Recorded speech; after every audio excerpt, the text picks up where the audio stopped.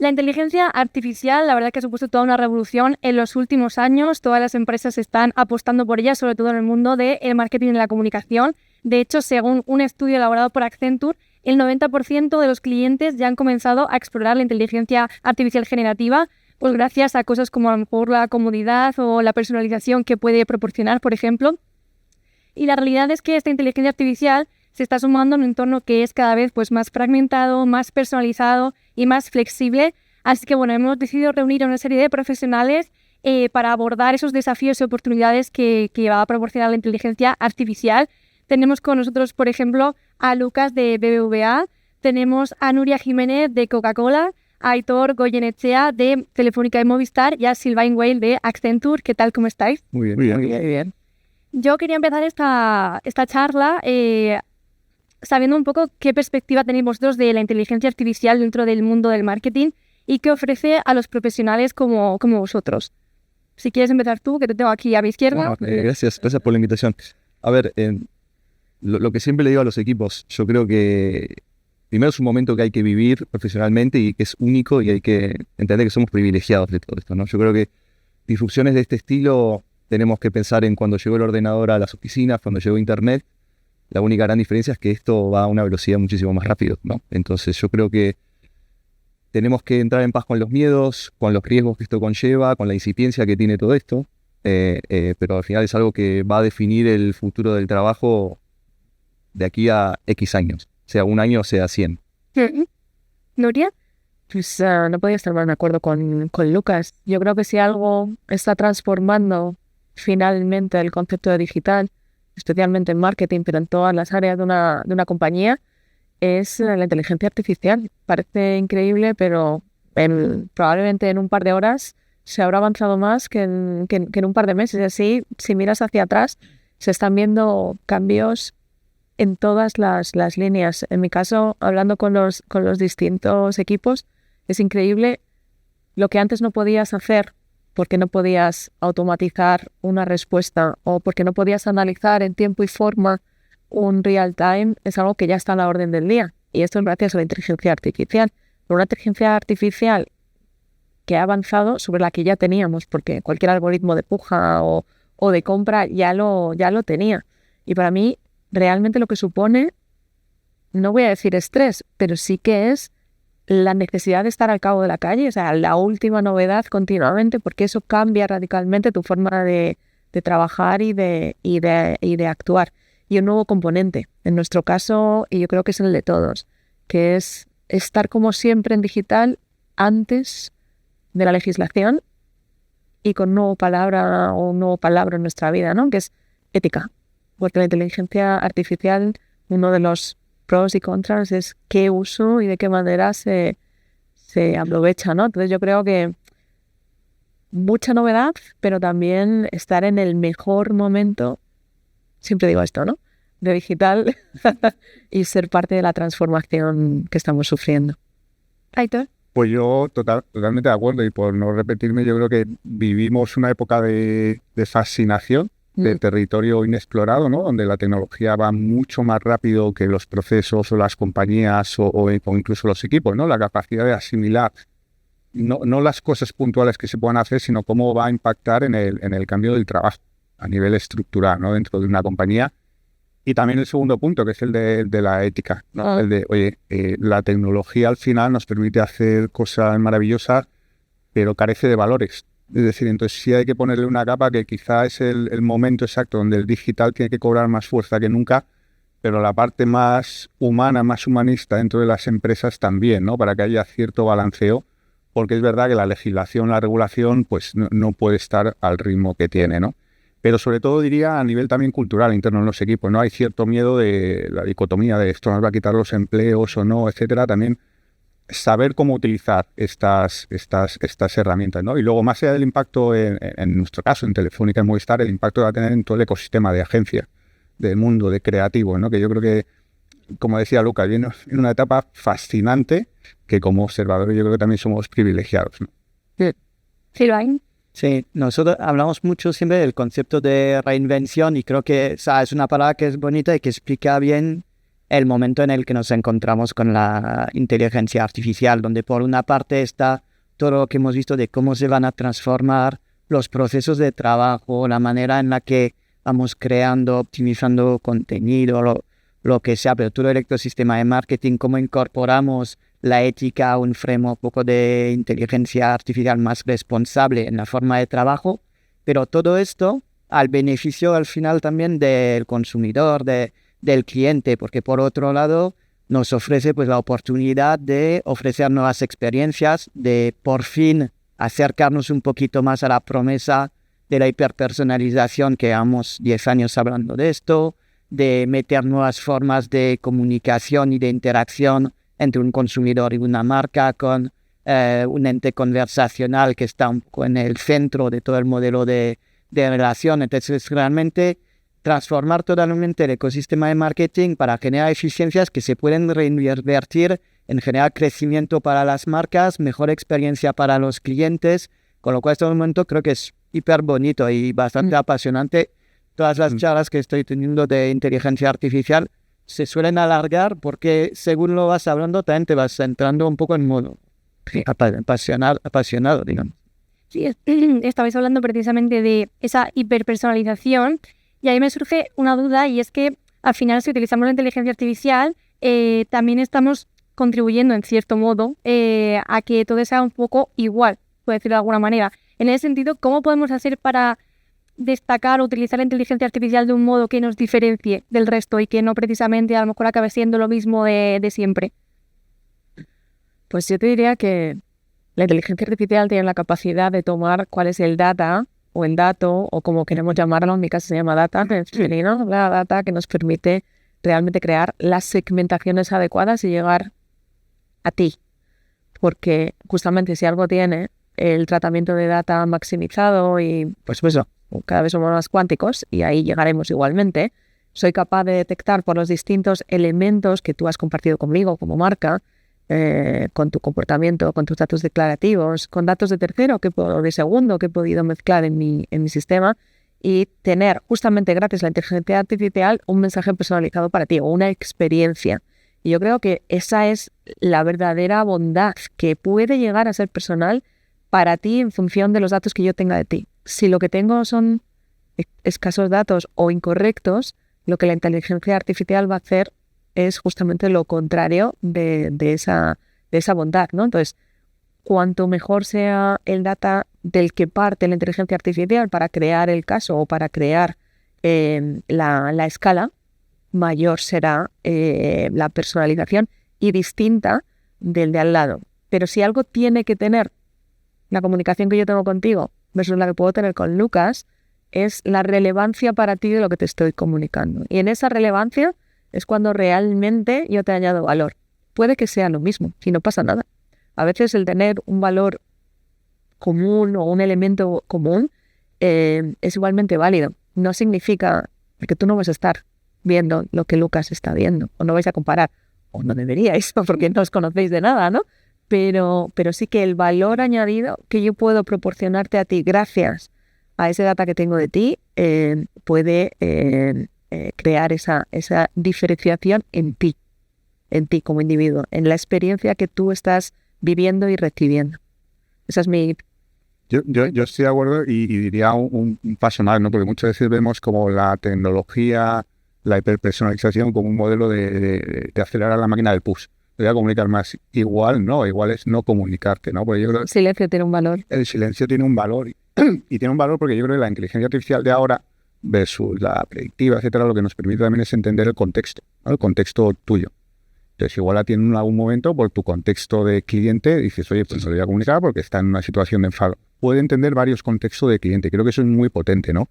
Yo creo que también hay que salirse un poco de la desmitificación de lo que comentabas tú, de la hiperpersonalización. Las emociones que activan a los humanos son limitadas. Los atributos de una marca son limitados, pero a veces nos obsesionamos con a cada cliente una cosa diferente. No, a nada que segmentes 3 o 4 cosas te quitan mucho porcentaje de población, ¿no? Pero sobre todo la capacidad que tenemos de entender el contexto de un cliente o de grupos de clientes. Y para eso es lo que comentabas también. Cuanto más contexto tengamos de origen, porque en el fondo esto implica también mucho cambio de proceso dentro de una compañía, ¿no? El contexto de su ciclo de vida, el contexto estacional, el contexto de sus reclamaciones, en el caso de que los haya, pues mucho mejor vamos a poder tener una comunicación, fíjate que suena paradójico, más humana contigo. Porque esa herramienta te ayuda a entender el contexto tuyo personal, vital, de ciclo de vida del cliente, ¿no? Yo creo que al final tiene, para evitar un poco esta banalización, digamos, de la comunicación y la pérdida de relevancia, en el fondo, tienes una solución que es muy tecnológica y analítica, pero hay otra solución que es muy humana, es la suma de las dos cosas. Desde el lado más tecnológico, pues todo el conocimiento que tienes de tus clientes, pero también el que tienes de tu marca, de toda la comunicación que has hecho, los insights que tienes, de algún modo, las marcas ahora les toca pues codificar todo este conocimiento, que es una cosa que ahora está muy inestructurada. La parte de cliente obviamente ya estaba más avanzado porque en el mundo de marketing y de activación de los medios pues se trabajó mucho en construir una visión única del cliente en los últimos años, pero en todo el mundo más del contenido estamos años. Entonces la organización, la estructuración y la codificación de lo que es un ADN de marca y de todo el conocimiento que puedes tener como marca sobre tus clientes, sobre lo que les gusta, les funciona, etcétera, es el primer gran reto. Y es algo que tiene que convertirse en un core de un equipo de marketing. Y luego, por otro lado, esto te va a dar parte de la posibilidad de diferenciación, porque te va a dar acceso a unos insights que son más únicos, aunque luego estén procesados por modelos que serán los mismos para todos, se alimentan y te ayudan a diferenciarte. Y lo otro es la parte mucho más humana, que siempre vamos a estar balanceado y pensar en estos procesos, pues que todo tiene que ir asistido por equipos pues, que controlan mucho la estrategia de marca, que conocen cómo son sus consumidores, que van a poder ayudar y aprovechar estas tecnologías para iterar de una manera muchísimo más rápida, utilizar su tiempo en momentos de mucho más valor. Y la suma de estas dos cosas es la que realmente está transformando y reinventando la forma en la que vamos a poder entregar estas experiencias. Estoy de acuerdo con mis compañeros. Para sumar dos cosas, como decía Nuri, en un mundo de tantos datos, igualmente vamos a necesitar, por lo menos en el corto plazo, lo digo hoy a 2024, al marketer o al ser humano para aplicar un valor de diferenciación. Llámalo creativo, llámalo concepto de una campaña, llámalo aterrizarlo a lo que la marca quiere destacar, etcétera. Todos hemos probado, hoy vas a un ChatGPT, un Gemini y le decís, quiero hacer una campaña navideña para una familia y te los vas a sentar en una mesa nevando afuera y entra Papá Noel por la puerta. Entonces, ese valor diferenciador tiene que estar. Pero también, sin irme muy filosófico, vamos a tener que redefinir en el futuro lo que es la hiperpersonalización. ¿Qué va a pasar cuando tengamos tantos datos que una campaña sea casi invasiva para una persona, ¿no? No sé, desde que a mí me vendan un seguro de hogar y me pinten una persona muy parecida a mí, con el mismo escritorio que tengo yo, el mismo ordenador, el mismo corte de cabello, con cara de preocupado porque se me va a incendiar las cortinas. Entonces, eso también creo que aún no está definido, porque como decía Aitor, el sentimiento humano o las sensaciones humanas van a ser al final lo que te delimiten lo que va a pasar en el mercado, y eso también va a haber mucha prueba y error y tendremos que ver por dónde vamos. Y eso también puede cambiar con el concepto de diferenciación. Y estabais hablando antes, creo que has mencionado tú, Nuria, del tema, pues has mencionado la palabra estrés en general. Y creo que con la inteligencia artificial también parece como que tenemos que abordar más cosas y hacer más y más y ser más productivos. Esto al final, dentro de, el mundo de la comunicación y marketing, también puede suponer un problema, en cierto modo. El hecho de pensar que con la inteligencia artificial tenemos que producir más y más y optimizar, que es verdad que ayuda a optimizar todos los procesos, pero se puede caer también en esa pequeña trampa de querer abordar más cosas de las que a lo mejor se debería, entre comillas. No sé cómo veis vosotros esta parte. Yo estoy totalmente de acuerdo y creo que en el mundo digital podemos caer en esa trampa, que al final siempre te ponen nuevas tecnologías. Al final el dinero que inviertes que llega de verdad al usuario es menos, porque lo que estás pagando es tecnologías que muchas veces cada 15 meses se reinventan, no entienden muy bien qué pasa, no llega, ¿no? Creo que la inteligencia artificial generativa, sobre todo bien utilizada, devuelve cierto poder a las marcas frente a los algoritmos, ¿no? Porque nadie mejor que tú va a saber los datos de tus clientes como para entender qué quieres transmitir, etcétera, versus a algoritmos genéricos o qué sesgos activar en determinadas campañas. Pues Google, Meta te va a establecer los sesgos comunes, tú quizá tienes otros, ¿no? Creo que devuelve cierto poder. Pero estoy de acuerdo con Lucas que quizá en este modelo de que todo avance tan rápido se necesita cierta pausa en las organizaciones de cómo queremos utilizarla. cuál es el modelo de gobierno. O sea, yo creo que hay un riesgo, comentaba con Silvana antes en el café previo, ¿no? De llega esta tecnología que es tan accesible que todo el mundo la usa en una organización de una manera muchas veces descontrolada, que también tiene un problema de la data, ¿no? Que ingestas en esas contenidos. Entonces yo creo que la pausa un poco en la reflexión creo que es buena, pero creo que es un potencial enorme para las marcas, sobre todo porque somos un poco los guardianes de lo que queremos hacer con nuestros clientes. Lo que decía Lucas, eso puede llegar a ser muy creepy para los clientes, ¿no? Pero es posible hacerlo, porque tú tienes ese tipo de potencial. Por tener el potencial no quiere decir que tengas que hacerlo. Entonces yo creo que la pausa y la reflexión creo que nos puede ayudar a optimizar, a mejorar y sobre todo a ser más eficientes, pero corremos el riesgo de que se convierta en una tecnología y que la palabra AI aparezca en todo, y como es la moda hay que usarlo, hay que invertir más, etcétera. Pues lo hemos vivido mucho, lo hemos visto mucho con los clientes el año pasado, porque ya que el año pasado era el año del hype de GenAI, después de la salida anteriormente de ChatGPT, etcétera, y todo el mundo se puso a probar a ver si tenía valor. En el mundo marketing, la mayoría de los procesos de negocio pues, pasó lo mismo. Se vio que había el valor, pero todo desde cosas muy pequeñas, muy puntuales. Y lo que vimos al final del año pasado es que hubo esta pausa que comentas. Que yo no sé si es bueno o malo. Yo creo que era necesario, porque pues, es el momento de organizarte, de ver cómo haces escalar esto en una organización, pero tiene que ser puntual. Lo que estamos viendo es que está costando ahora el volver a arrancar y definir, ahora cómo cojo este bicho que es tan grande, tan complejo, y lo empiezo a trocear para generar valor desde ya, porque está disponible para generar valor desde ya. Entonces, este balanceo en el timing, en pensar estratégicamente a largo plazo, regular bien todo, etcétera, pero no perder el valor, porque al final es tu ventaja competitiva. Porque, creo, hicimos un estudio que decía sobre una empresa de 10 billones, pues a lo mejor en 5 años el valor incremental de pensar a la inteligencia artificial con factor de crecimiento igual era 4 billones adicionales. ¿Qué pasa? Que esto es progresivo. Si tú te paras 2 años a pensar, pues te has perdido, has generado una desventaja competitiva. Entonces hay que balancear. Sí, yo no me refiero tanto quizá a parar a pensar, sino que creo que también tiene un punto, y bueno, vosotros lo habréis visto con clientes, ¿no? De los datos que tiene una organización estaban pensados para un modelo, no pensado para una inteligencia artificial que entienda el contexto. Sí. Eran datos muy cuantitativos que te permitían mostrarlos luego, ¿no? Creo que la llegada de esta tecnología también implica el repensar la forma en que tú acumulas tus datos de tus clientes para hacérselo más fácil a esta tecnología para entender el contexto, que quizá tiene que ser cuantitativo y cualitativo, ¿no? Pero yo creo que requiere cierta pausa de, oye, ¿para qué queremos esto y qué necesitamos para que sea de verdad eficiente? Y probablemente, porque con estos temas de la inteligencia generativa nos quedamos con la punta del iceberg, ¿no? El efecto wow, la creatividad, el Sora, etcétera.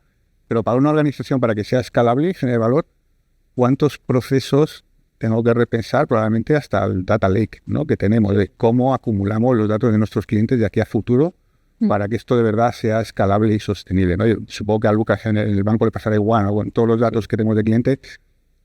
¿Cómo te preparas una organización basada en datos más contextuales para que esto de verdad genere valor, ¿no? Es mucha data desestructurada que comentamos. Todos los datasets se han pensado para data muy estructurada, datos de cliente, etcétera. La parte desestructurada es un reto, y luego la parte sintética, que con todo lo que puedes agregar como valor. O sea, ¿cómo metes esto en esta coctelera?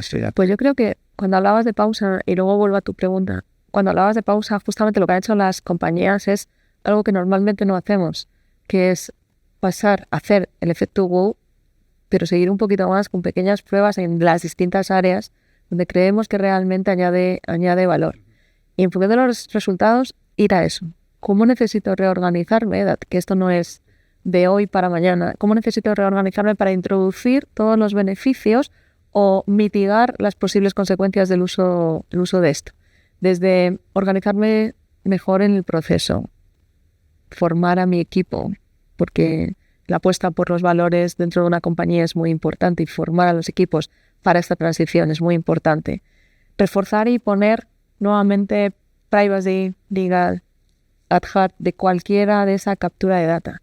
Pensar en la transparencia del uso de estas inteligencias artificiales, esa captura de data, requiere puede que de cara al exterior sea una pausa, pero realmente hay un trabajo impro detrás para poder maximizar justamente eso. Y ese es el tiempo que yo creo que las grandes organizaciones por lo menos están tomando para justamente transformar todo esto. Implicaciones que no podemos llegar a entender porque no estamos en todas y cada uno del proceso de creación de cada uno de los valores que tenemos en nuestra compañía.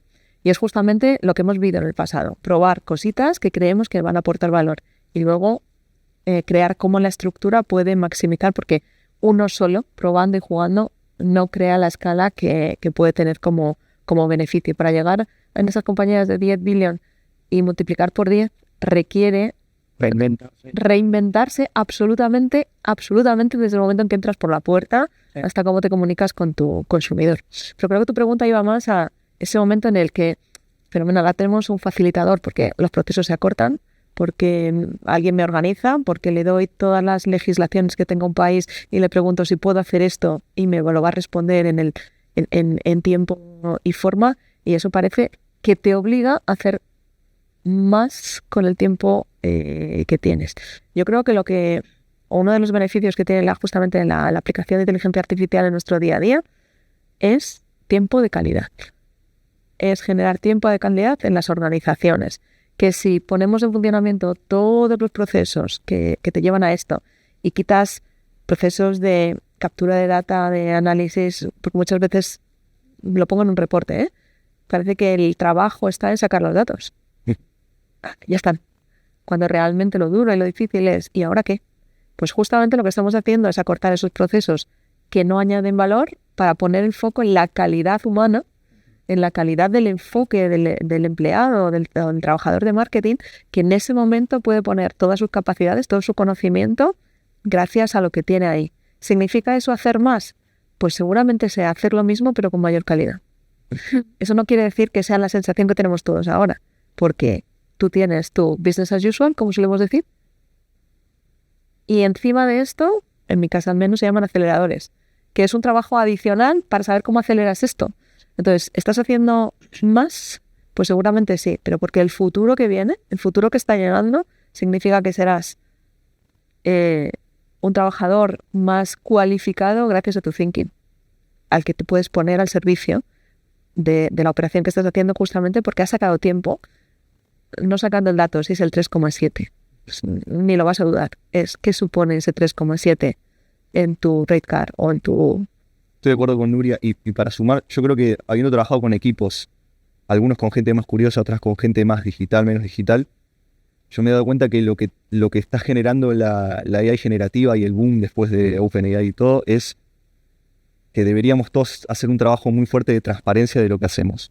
Ya sean, vamos a llamarlo tareas, ¿no? Ya sean tareas mecánicas o creativas, ya sea de data entry, ya sea de obtener datos, de ponerlos en un reporte chulo porque sé que a mi jefe le gusta de esta manera y mandarlo, de analizar esos datos, de picarme con la cabeza, de sacar teorías, de hacer test A/B, pero al final, desde el ejecutivo más ejecutivo hasta el becario más becario, transparentar lo que hacemos y bajarlo a lo que decís vos. Quizás sí, hay ciertas tareas que son mecánicas que me liberará tiempo a hacer otra cosa más estratégica, entre comillas, y otras es lo que decís vos también, de hacerlo mejor, hacerlo más eficiente, aportar más valor, a través de la inteligencia artificial, ¿no? Pero todo va a necesitar de una persona ahí en el medio que tenga que bajar sus procesos, y cuando hablo de sus procesos es qué datos uso, cómo los transformo, qué es mecánico, qué es creativo, por qué lo hago así, de dónde saco este conocimiento para hacerlo y cómo lo formateo para dar un output final o conectar con otra cosa. Me está encantando la mesa porque está emparejada. A veces que decimos inteligencia artificial con factor humano.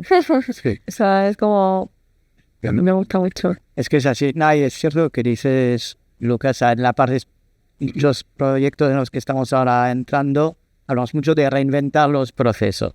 Dice, va, claro, pero para reinventarlo tienes que tener el proceso así, y te das cuenta que efectivamente muchas empresas en el ecosistema de marketing todavía no tenían súper codificados sus procesos. Entonces, esta necesidad de transparencia es la que te va a habilitar luego el repensar, el ver cómo comprimes el proceso, cómo le vuelves a dar valor y tiempo de calidad a las personas, etcétera.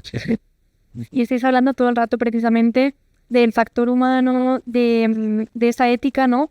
¿Cómo hacer o cómo, desde vuestras organizaciones, cómo estáis haciendo precisamente para, pues, no ser invasivos con el usuario, utilizar bien los datos, la data de los mismos y demás, sobre todo teniendo en cuenta pues el mundo cookies que se aproxima y demás. ¿Cómo estáis haciendo precisamente para eso, para asegurar que utilicéis bien los datos, que hay esa transparencia y que se utilice la inteligencia artificial desde una ética? Bueno, en nuestro caso, siendo un banco y teniendo tantos equipos hiper acostumbrados a temas de riesgos, de legalidad, hay un modelo de gobierno bastante estricto de pasaje por seres humanos, de compliance, de riesgos, de data, etc. Esto hace, obviamente, que los procesos sean más lentos, pero confiamos de que esto va a generar un core mucho más robusto para ir más rápido en el futuro.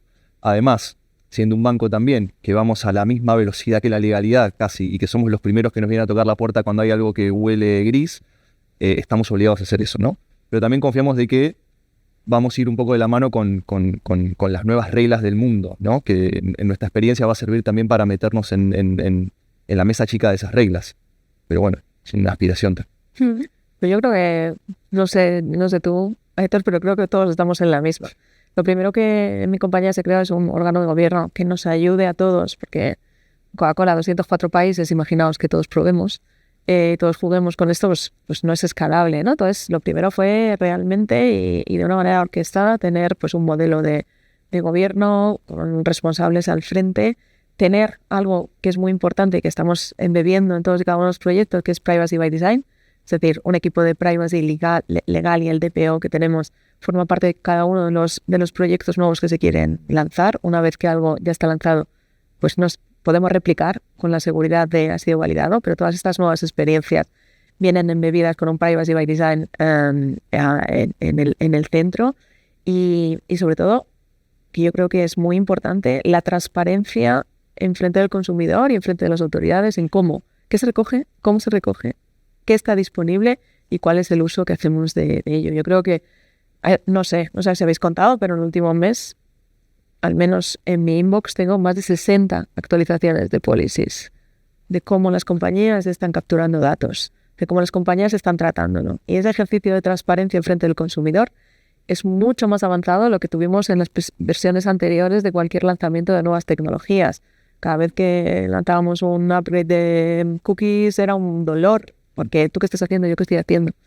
Y a la vez, que eso es organización interna, yo creo que como industria estamos un poquito más preparados esperando esa armonización internacional, que creo que es clave, el que sea algo internacional igual para todos, luego con la bajada necesaria, y que en ese proceso de creación de las reglas internacionales nos den cabida, no solamente a unos pocos, sino a la mayoría en nuestro caso, por sectores, pues en el marketing, para realmente poder informar de manera adecuada qué hacemos, para qué lo queremos y cómo podemos hacer uso de ese data, que muchas veces por un mal uso, una mala practice, pues viene una regulación que pasa más allá de lo necesario y prácticamente pues impide que puedas maximizar el uso de determinadas tecnologías.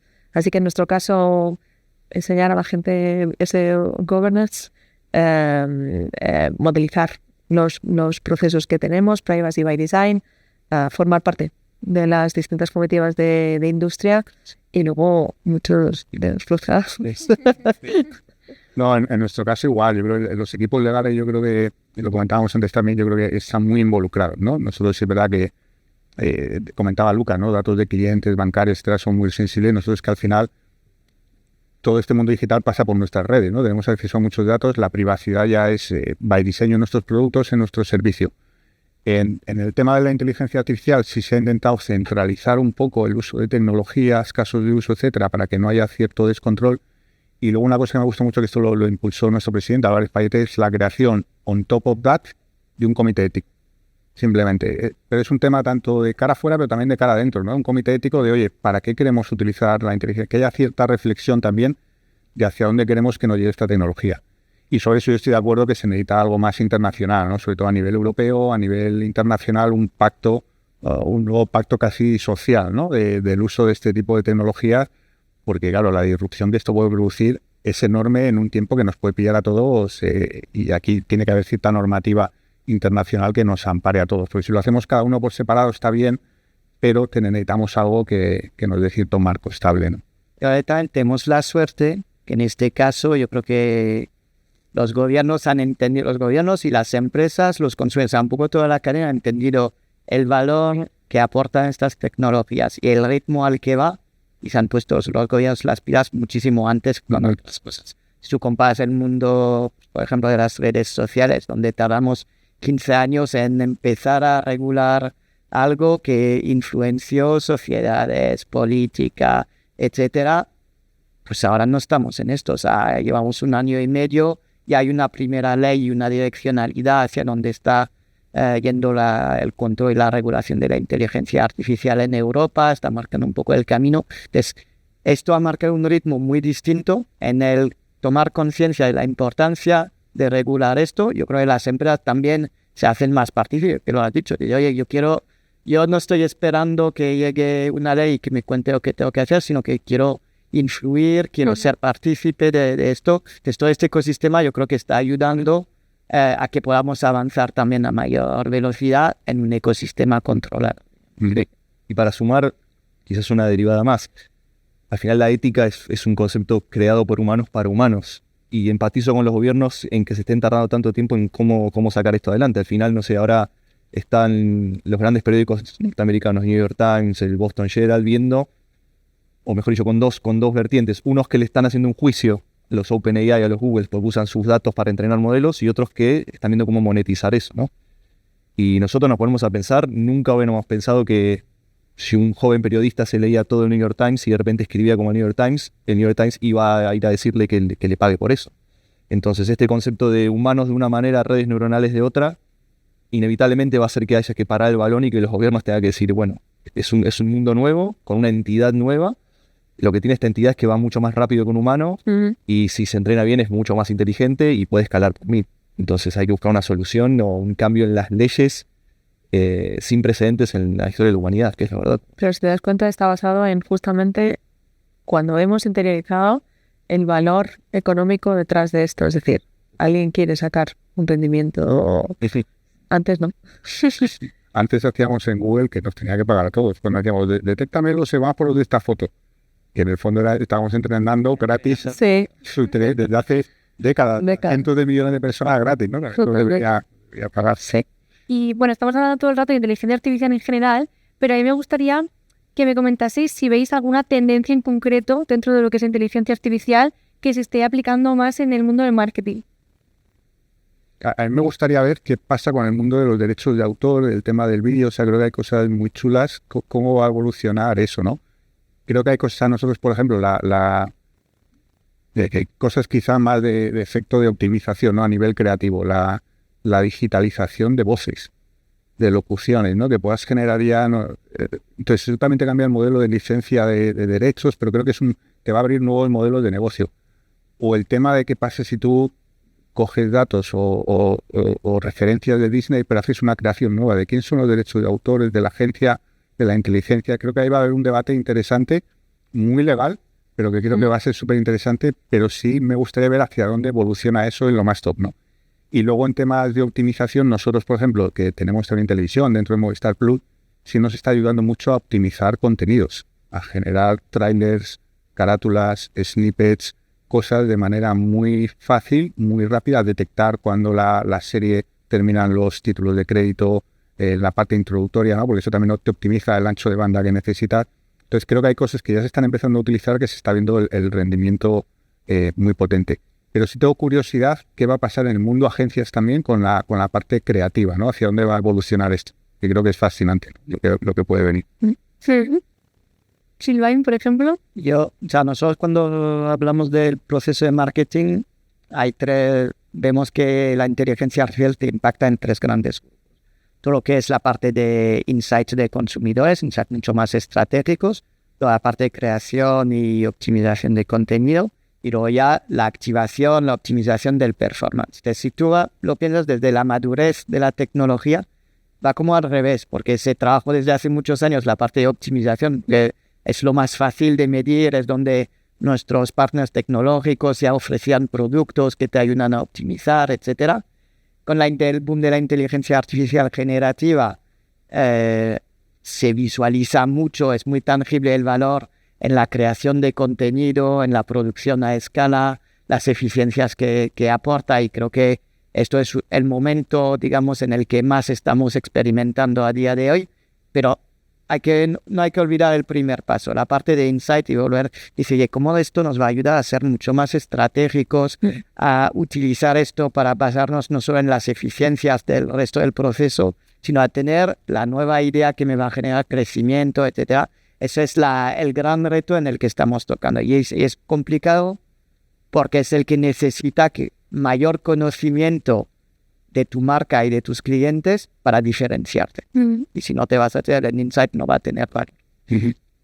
Nuria, ¿tú qué tendencias estás viendo en el mundo de marketing? Sí, una en particular que creo que está relacionada de alguna manera, porque en inteligencia artificial todo tiene algún tipo de conexión, y es el estudio que hay sobre el lenguaje y la interiorización de esos códigos de lenguaje para entender mejor qué está sucediendo en los entornos digitales y poder crear y actuar en tiempo real, que esto te lo llevas a asistentes virtuales y te lo llevas a sistemas de atención al cliente que tenemos todos en casa, y con ese entendimiento del lenguaje natural, cómo se traslada a vídeo, cómo se traslada a voz, y en esos entrenamientos cómo eres capaz de, no voy a decir suplantar, pero parecerte muchísimo al comportamiento, al tono, a la inflexión, que cualquier lenguaje, ya no te hablo de la persona, pero pues el castellano es de un humor muy particular, muy distinto quizá al argentino. No sé si estoy cometiendo un error,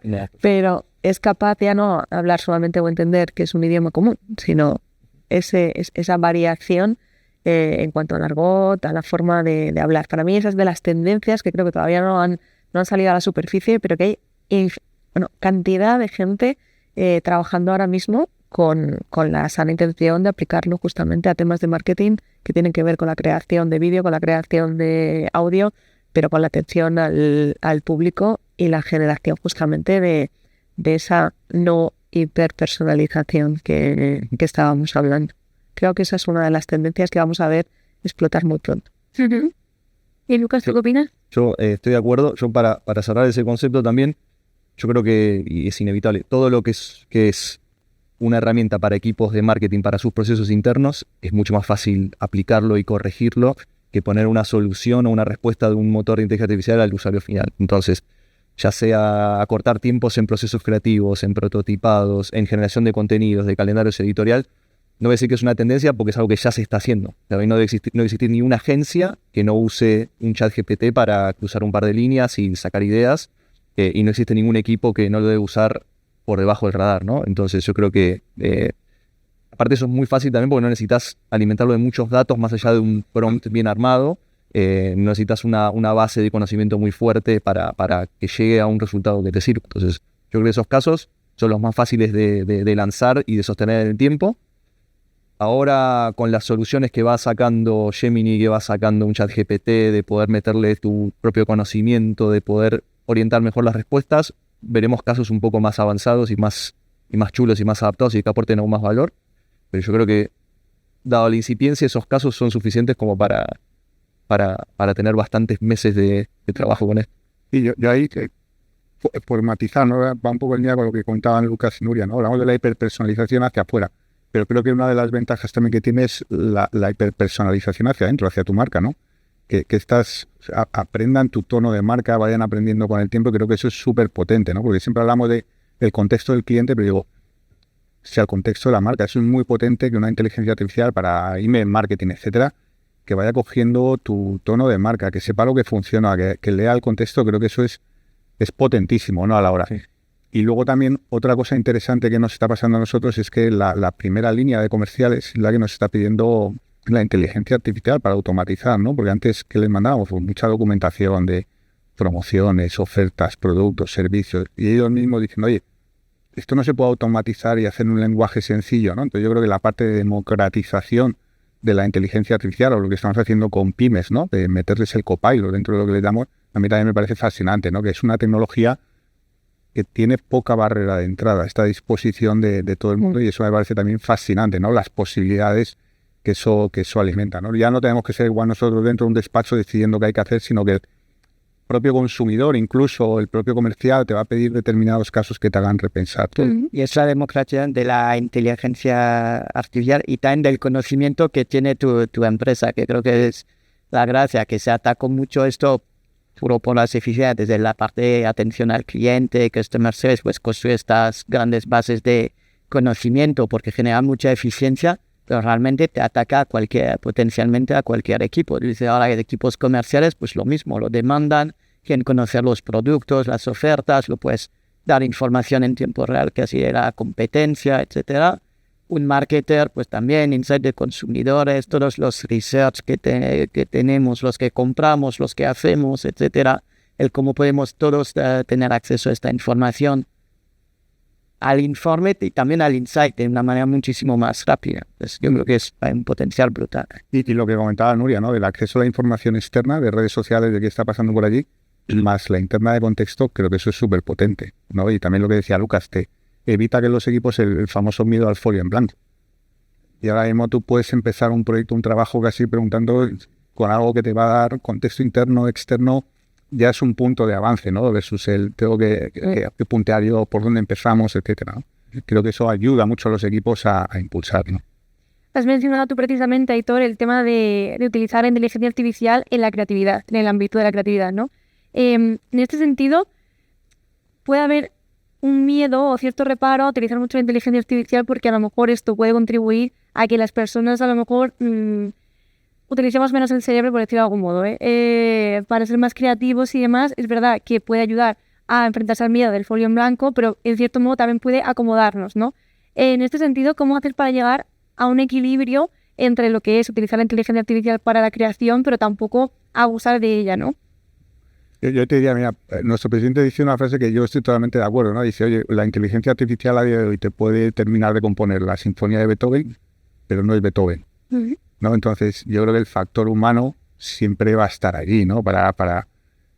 Al final, la tecnología no tiene valores y probablemente todavía no tiene emociones, o sea, no sabe capturar bien una emoción, que es lo que hace que yo creo que la creatividad, quizá cuando hablamos de creatividad más elevada, no quizá el display personalizado, es lo que te hace clic, ¿no? Y nos hace clic a todo. Es lo que decía antes, las emociones que nos hacen levantarnos cada día o que nos mueven por dentro son contadas con los dedos de una mano, ¿no? No porque haya más tecnología me crea una nueva emoción. Y eso creo que a día de hoy solo lo puede capturar una persona. Y esto hay que verlo como una herramienta. Es una herramienta más, pero las grandes mentes creativas o las grandes mentes estratégicas, yo creo que van a abrazar esta tecnología, ¿no? Y luego ellos le van a dar su toque. Pero yo creo que como cualquier revolución tecnológica que ha venido, ¿no? Lo que ahora es tan grande y tan rápido lo que viene que yo creo que hay mucho miedo, sobre todo en agencias. Tú ves lo que hace Sora, te deja un poco fascinado y con un poco de miedo. Yo me imagino a las agencias, ¿no? También a nivel creativo dices, ostras, ¿y cuál es nuestro valor aquí, no? Yo creo que hay que redefinir también qué consideramos valor dentro de la cadena de producción, ¿no? Pero yo creo que el factor humano está claro que va a seguir todavía siendo, pero sí hay cierta inquietud. Pero para sumar lo que decías, Héctor, yo creo que si tú eres genérico con los motores de inteligencia artificial, la respuesta va a ser genérica. Si tú eres básico, no solo en el prompting, sino en los datos que tienes, las respuestas van a ser básicas. Yo he visto que al final los mejores resultados son a través de las personas que no solo conocen cómo promptear bien, cómo funcionan los sistemas bien, qué datos alimentarles, sino que tienen un gen, una parte creativa de le tiró esa frase exacta, le tiró esos términos exactos, ese adjetivo, ese verbo, lo llevó exactamente a donde quería ir. Entonces, eso es un valor creativo que al final hay que ponerlo sobre la mesa y hay que entender que el marketer va a estar ahí todavía, o la persona tiene que estar ahí todavía. Hablo en el corto plazo, porque de acá a 10 años quizás ya sea los prompts te los hará la propia inteligencia. Y quizás para cada producto ya estén los 100 clústeres y sea muy fácil identificar exactamente el comportamiento que va a tener cada humano en cada situación, pero a día de hoy ese valor creativo sigue estando ahí. Si vos sos genérico, te va a dar algo genérico. Siempre digo a los equipos que eviten esto funciona, esto no funciona. Cuando no funciona es porque no le estás explicitando el conocimiento o lo que querés o de no tener los datos suficientes para llegar a donde quieras. Porque el bicho va a aprender y va a llegar a donde quieras si lo haces bien. Entonces yo creo que ese valor creativo todavía está ahí y es un motivante también para seguir aprendiendo y desarrollando estos sistemas, estos motores. Yo ahí estoy de acuerdo y fíjate que el uso de los equipos de los prompts, de un chat GPT, etcétera, creo que también les despierta cierta... Porque te enfrentas muchas veces a esto no es lo que no, te hace activar tu creatividad o tu curiosidad de alguna forma, ¿no? Con independencia del resultado final. Pero creo que el probar, el fomentar la curiosidad, creo que es bueno, porque es justo lo que dices tú, ¿no? Y sobre todo que aprende. Que yo era beta tester del ChatGPT del inicio, tengo el mío ahora privado, pero ya he aprendido mucho, entonces ya me sugiere cosas. Pero yo creo que en Movistar vosotros, al inicio no le decía que yo trabajaba en Movistar, ahora oye, para el sector, pero él iba aprendiendo, ¿no? Y te va sugiriendo cosas, y ¿te gusta esta respuesta? Sí, pues me la guardo para o sea, ves unas cosas que te hace mejorar, te hace activar también tu parte creativa, y no creo que esa parte es buena. Es que yo creo que o sea, es un habilitador de las fortalezas y las bondades de las personas, porque, no sé, dice un director creativo, por ejemplo, que es brillante, o sea, el trozo de brillantez que tú quieres de él no es todo el research inicial que va a hacer, las 3 horas que se va a mirar de lo que hace en tu competencia, etcétera. Es cómo es capaz de procesar todo esto, de iterar, de tener una idea que es única, etcétera. Entonces, si tú le comprimes un poco el proceso para que se dedique en lo importante y que aplique su brillantez en el momento del proceso donde corresponde, no le vas a poder sacar mucha chicha, y es lo que veo de los equipos que funcionan bien con estas áreas, que han visto el valor, no la amenaza, y les empodera muchísimo. Yo creo que aquí tienes las dos. Evidentemente hay un temor porque tienes que transformar el proceso creativo, el proceso en el que estás embebido para sacar una core creative idea y tomar avance, por lo que para mí es una colaboración necesaria si quieres estar ahí, pero es el factor humano, como decíamos, entrenándole bien hacia donde quiere ir, lo que marca realmente la diferencia. Y por eso nuevamente no hay un mal uso, sino hay un uso que te permita avanzar en la línea que tú quieres. Entonces, quizá no hay que preocuparse por un uso masivo, es que es parte de lo que viene. Lo que hay que hacer es estar preparado para que ese uso esté realmente tratado con privacy legal, para saber que lo que le estás diciendo, imagínate que le haces beber de una fuente que no tienes derechos y demás, porque eso es muy fácil que suceda, y es lo que ha pasado siempre con los derechos pues, si más lejos en Google y demás. Pero la calidad de ese tiempo que hemos sacado usando inteligencia artificial, que decía Sylvain, es lo que te permite que tu, vamos a llamarle prompt, que no sé, tu ingesta de datos o tu pregunta sea la adecuada. Y ahí es donde está el valor del creativo o del equipo que está haciendo las queries, para no tener que hacer un mastodóntico estudio de insight para saber cuál es el mejor momento para ofrecer una bebida, ¿no? Entonces eso ya está ahí por defecto, y lo que tienes que buscar realmente es qué humano necesita o qué está buscando para transformar su comportamiento, si es lo que quieres buscar. Entonces, para mí es colaboración, pero siempre orquestada desde ese equipo de creatividad y que le permita ir modulando, ¿no? Yo creo que hay 2 momentos que son especialmente bonitos.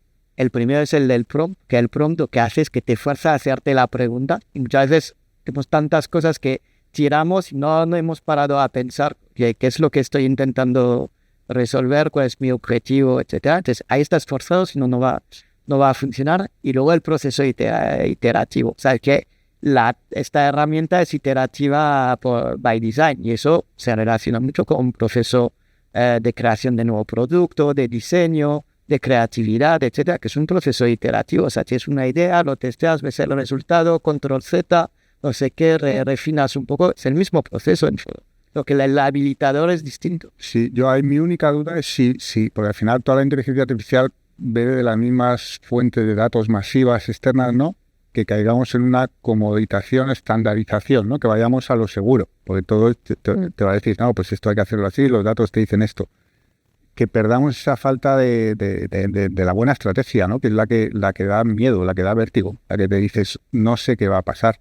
O sea, yo creo que vivimos en una sociedad donde la data es el rey, y pasa en muchas empresas, ¿no? Y nos pasará a todos, que al final nos sentimos muy cómodos tomando una decisión sustentado en datos y más o menos prediciendo un resultado estimado, etcétera. Pero no somos tan buenos en proyectarnos a futuro con hipótesis que quizá no sabemos qué va a pasar, que es un salto de fe, ¿no? Es decir, oye, pues yo creo que si vamos por aquí, creemos que puede pasar esto, pero no te lo puedo asegurar, ¿no? Y eso en un mundo donde todo el mundo va a data y cuál es el retorno a la inversión. Y creo que No lo sé. Eso se puede llegar a perder con la inteligencia artificial, y ahí de vuelta entra el factor humano para retar un poco esa data, ¿no? Porque los grandes cambios en la industria, en publicidad, en comunicación, muchas veces se han dado con cosas que no eran obvias y cosas que son intuiciones. Y la inteligencia artificial todavía no va a tener esa intuición para decir, pues vamos por allá, ¿no? Porque al final nos podemos convertir en una sociedad hiperconsumista, donde todos sepamos en qué momento estás tú, de Coca-Cola,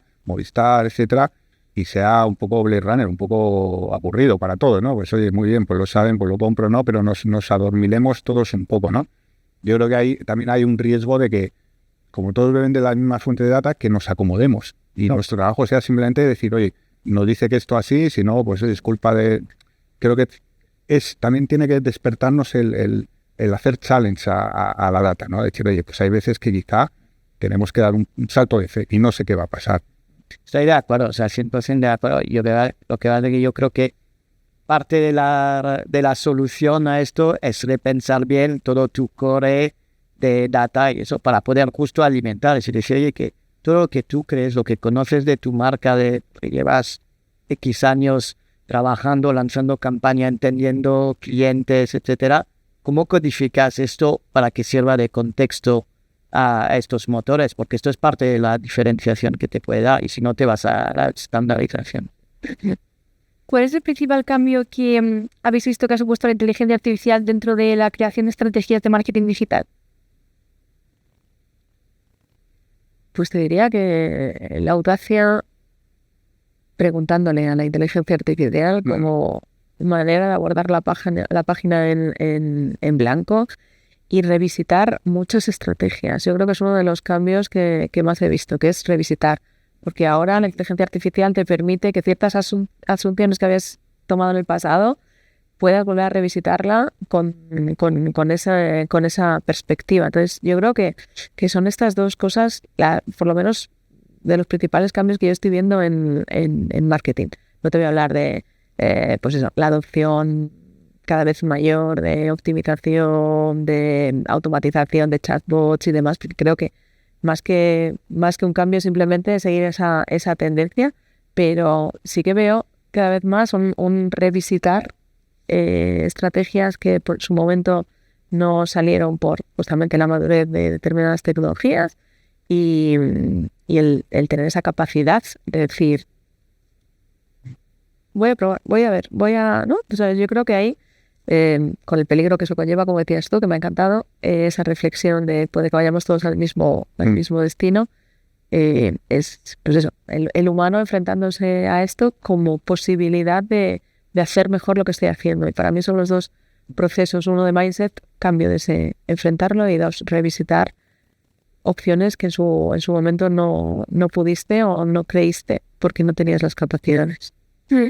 ¿Lucas? Sí, para mí en el paraguas de, obviamente todos buscamos vender más o que el cliente esté más feliz, ¿no? Pero en el paraguas de ir más rápido, hacer más y hacerlo de mejor calidad, creo que ya sea uses un chat GPT por primera vez o tengas un sistema entrenado con tus datos, si lo haces bien vas a lograr eso, ¿no? Desde, no sé, casos que en vez de trabajar en un copy, tú puedes llegar a un prompt que te dé un copy que te gusta, pedirle 10 alternativas y después jugar con que me gusta este verbo, me gusta esta segunda parte y lograr un copy final.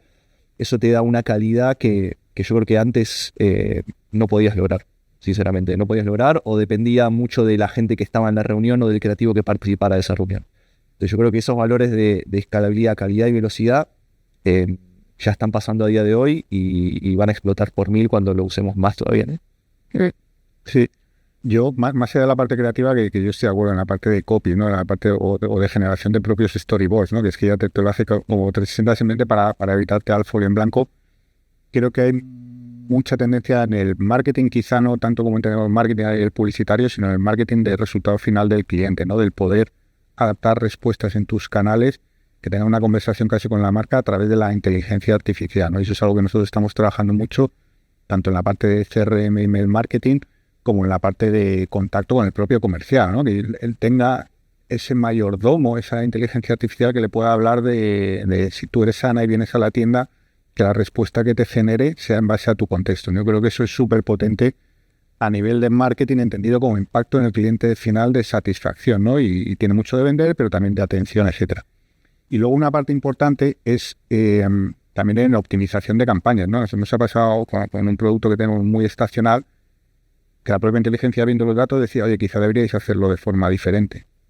Y quizá cuando termine la estacionalidad lo que estamos viendo es un repunte de ventas y hay que activar este otro tipo de mensajes por lo que escuchamos en redes sociales. Y es verdad que ahora ha empezado así, desde lo vamos haciendo, tenemos 2 ciclos de ventas donde antes teníamos 1, ¿no? Que si tú sigues en la maquinaria normal, tú dices, siempre se ha hecho así, funciona, etcétera, pero quizá te estás perdiendo algo. Cuanto más le alimentes de esos datos y le des acceso a otros datos, te lanza, es verdad, que hipótesis.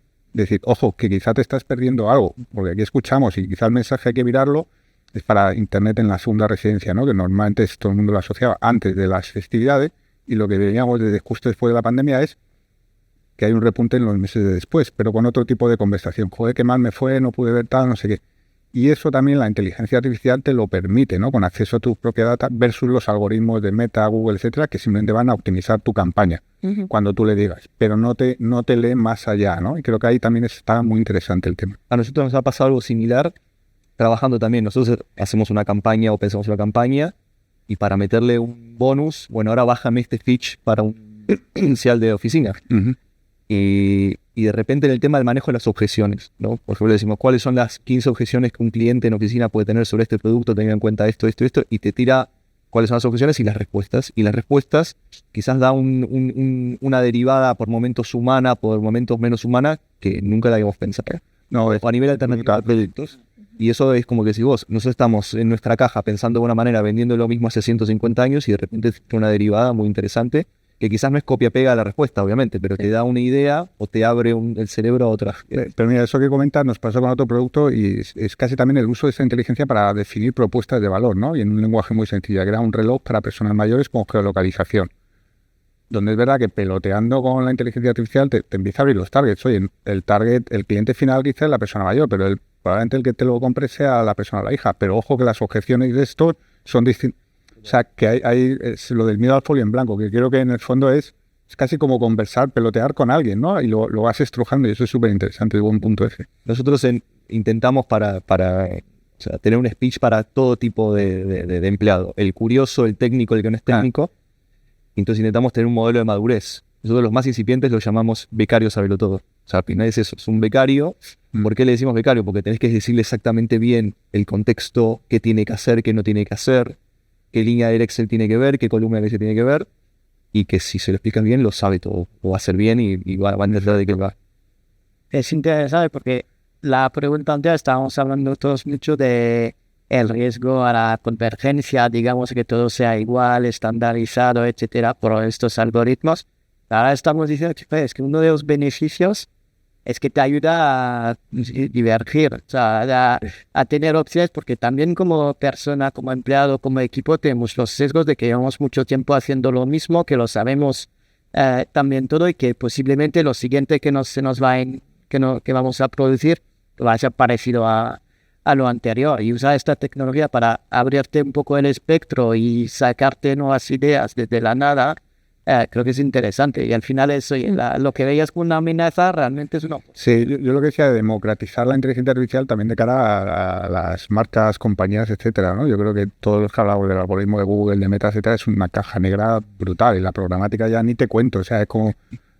Pues sí, todo el mundo pues habrá que hacerlo porque hay que hacerlo, pero era un poco caja negra. Y creo que esto te da insights para que tú tomes un poco el control de esos algoritmos que tendrán su capa de optimización, pero que creo que también democratiza en el sentido de que tú ya puedes empezar a jugar con tu data y sabes lo que funciona versus cierta caja negra opaca que era el mundo digital hasta ahora, ¿no? El fan, pues no sé, las visitas, el fraude, bueno, y donde estamos todos un poco perdidos, ¿no? Hay como mucho gran fraude. Que cuando hablamos de AI responsable, hablamos siempre mucho del tema de IP, de protección de los datos, de ética, etcétera, pero toda esta parte también es hiper relevante, asegurar un poco esta...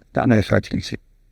Y ya para ir terminando, ¿qué cambio os emociona más en la inteligencia artificial o qué os gustaría ver más en los próximos meses o el próximo año en relación con la inteligencia artificial? Esta es la pregunta del millón. Os veo ahí pensativos. A ver, yo creo que uno que creo que es especialmente interesante es que hemos hablado mucho de hacia adentro de las organizaciones, el cómo somos capaces de utilizarlo para realmente ofrecer un nuevo tipo de experiencia, un nuevo tipo de producto y servicio que lleve la inteligencia artificial realmente como una parte de core. Pues hablamos mucho de las interfaces conversacionales. O sea, yo siempre pienso, trabajar en muchas compañías de auto, el configurador de coche, que es estándar, que el 100% de las personas que compran un coche pasa por un configurador. O sea, la reinvención que puede existir en cuanto a experiencia conversacional, etcétera, para saber, oye, cuento cuál es mi problema, mis necesidades y me va a recomendar, es brutal. Cuando lo pasas al mundo del e-commerce, pues lo mismo. O sea, Amazon es genial porque tiene todo, pero es un problema porque tiene tantas cosas que no sabes cómo encontrar. Si empiezas a tener una interfaz mucho más conversacional, pues te va a ayudar y te va a reinventar todas estas experiencias de compra, de atención al cliente, de engagement con una marca, etcétera. Entonces, yo estoy viendo mucho, o sea, cuáles son los nuevos productos y servicios que están saliendo pegados a esta tecnología. Yo diría eso justamente, añadiéndole, como hablaba antes, ese entendimiento del lenguaje para hacerlo más conversacional, que yo creo que eso está a la vuelta de la esquina, y ver una realidad que empezábamos a hablar antes, que es la calidad del tiempo en el trabajo para pensar mejor. Yo creo que eso es una de las grandes beneficios que me gustaría haber aplicado a la inteligencia o en el uso de inteligencia artificial en las compañías, y no solamente ese momento de hacer más con menos e incrementar nuestra capacidad de entrega, ¿no? Entonces, creo que la calidad es uno de los KPIs que podemos empezar a esperar. Yo para sumar una derivada es cómo va a mejorar la calidad de vida de nosotros con esto, no solo como usuarios, ¿no? Que yo espero que esto me va a hacer más feliz ser un ser, sino como trabajadores. Si hoy mandaba 60 mails por día o leía 60 mails por día, quizás en un futuro leeré un resumen de 3 mails y eso mejoraría mi calidad de vida. Quizás si hoy trabajo 9 horas por día, 8 horas por día, en un futuro trabaje 5 y haré lo mismo o la misma calidad. Entonces, también me interesaría vivir ese momento en el cual no solo somos más hiperpersonalizados y vendemos más, etcétera, sino que trabajamos mejor y estamos más felices también. No estamos más agobiados o no es que explota nuestro cerebro en hacer más cosas. Entonces eso también espero vivirlo estar vivo para vivirlo, para disfrutarlo.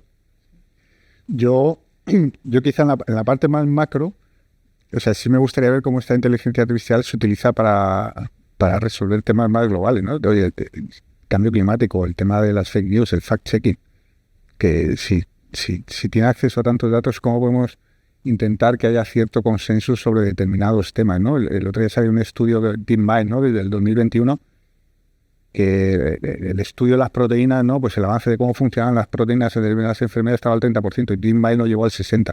Si tiene una capacidad de atajar también problemas muy relevantes a nivel social, brutales, ¿no? A nivel interno, yo estoy de acuerdo, yo creo que nos puede incrementar la productividad, etcétera, y yo tengo especial curiosidad por qué puede pasar con el mundo creativo, con el mundo audiovisual, la creatividad, es decir, el revivir, el hacer, saber qué pasa, ¿no? No digo que esté a favor o en contra, pero qué pasa, se pueden revivir personajes que ya no están en películas, puedo revivir a Humphrey Bogart, o sea, creo que hay un mundo que va a explotar y que yo tengo mucha curiosidad por ver hacia dónde nos lleva, ¿no? Yo ahora mismo, yo soy muy fan de YouTube, ¿no? Veo mucho YouTube. Está lleno ahora de trailers de películas que son fake, hechas con inteligencia artificial. De Superman. Bueno, ayer hubo una polémica con el nuevo traje de Superman, si era una imagen creada con inteligencia artificial. Está lleno de eso, ¿no? Y son jóvenes creadores freelance que hacen sus versiones de El Señor de los Anillos si fuese adaptada en los años 50, ¿no? Que me parece súper curioso y eso me da mucha curiosidad de cómo la tecnología, la gente puede pensar que se usa de una manera, cómo al ser tan democrática, cómo se va a utilizar, ¿no? En formas que probablemente no imaginamos. Sí, y a ver qué pasa, a ver cómo se regula también en ese sentido, porque claro, tú estás en las redes sociales y a lo mejor de repente te encuentras con un vídeo y no sabes si es inteligencia artificial. O sea, no piensas de primeras que vea ser inteligencia artificial. Y a lo mejor nosotros un poco más porque estamos en este mundo y al final nos pasamos el día leyendo sobre esto, utilizándolo y demás. Pero, por ejemplo, a lo mejor otras generaciones que no están metidas precisamente en la industria del marketing y la comunicación, ver un vídeo así no piensan de primeras esto está hecho con inteligencia artificial. Exacto. Y piensan que es de verdad el vídeo. Sí. Yo tengo una pregunta para ti. En el mundo de los medios también, que es un mundo que yo creo que se va a impactar mucho con la inteligencia artificial, ¿no? ¿Vosotros cómo veis el riesgo y la oportunidad ahí? De repente me están entrevistando. No, la verdad es que creo que ofrece muchas oportunidades, pero es verdad que lo que decís antes, que también se necesita el tiempo para parar y decir, vale, ¿hacia dónde vamos? ¿Para qué queremos utilizar la inteligencia artificial precisamente? Y es verdad que a día de hoy yo creo que lo utilizamos sobre todo para, yo que sé, transcribir entrevistas, más cosas así, o incluso para el miedo al folio blanco, que dices, venga, quiero ponerle un nombre a esto, pero no sé muy bien cómo, pues te da como ideas, ¿no? Pero es verdad que a nivel, por ejemplo, redacción y todo esto, nosotros al menos no lo estamos utilizando, porque creo que también el valor de los periodistas es la forma de escribir que tiene cada uno, la forma de expresarse y demás. Entonces sí que lo utilizamos en cierto modo para optimizar X procesos, pero todavía no tanto a nivel más creativo o de redacción. Pero creo que sí, ofrece muchísimas posibilidades, pero lo que decía también Lucas, que ahora también está ese punto de los medios que están decidiendo hacia dónde van. Si luchando contra la inteligencia artificial un poco y poniendo demandas, que ha habido casos de periódicos, porque al final lo que hace el ChatGPT, pues tú pones que te escriba algo y coge parte de lo que ha escrito por Google. Entonces, claro, puede llegar al punto en el que se está utilizando información que haya ofrecido un periódico online, por ejemplo. Pero luego hay otros, no sé si era Financial Times, que había llegado a un acuerdo con OpenAI precisamente para que pueda utilizar sus recursos. Entonces, bueno, habrá que ver el sentido hacia dónde va. No sé si alguno más tiene algo que añadir de esto, de así, que queréis ver. La última curiosidad, que es, ¿cuál va a ser el trabajo de un marketer en el futuro? ¿Cuál es la job description? Sobre todo en el ecosistema digital, ¿no? Y creo que tenemos trabajos que son súper de especialistas, ¿no? Y sabes de una cosa muy bien, te has formado, tienes tus años de experiencia, etc. Si ahora estás habilitado para cubrir un proceso que es muchísimo más transversal, desde la estrategia hasta la producción, la optimización, ¿cómo se va a reorganizar todo esto? Y creo que lo estamos atacando a corto desde el proceso, pero creo que va a haber una disrupción todavía más grande. Y para sumar una derivada también que me interesa más, no sé si sociológica o filosófica.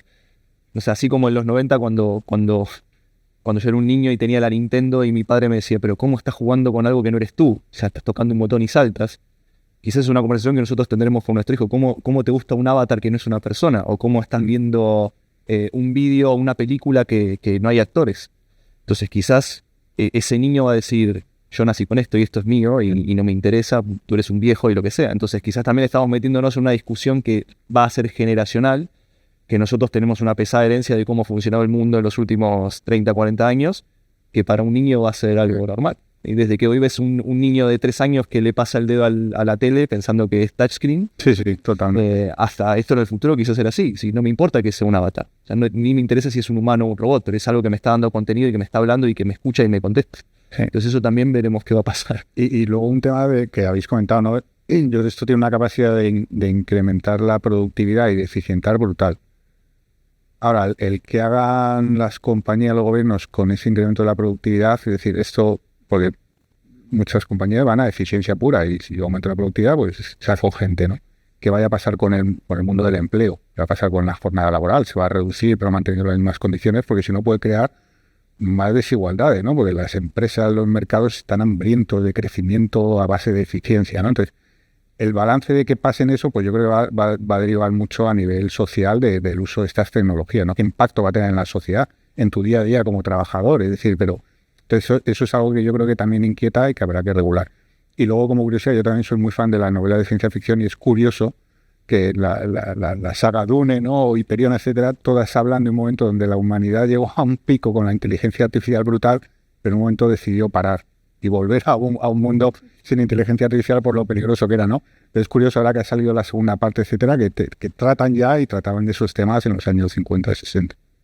Qué bueno, pues habrá que ver si en unos años, en vez de estar nosotros aquí, están nuestros avatares y estamos teniendo esta charla con inteligencia artificial, no lo sabemos.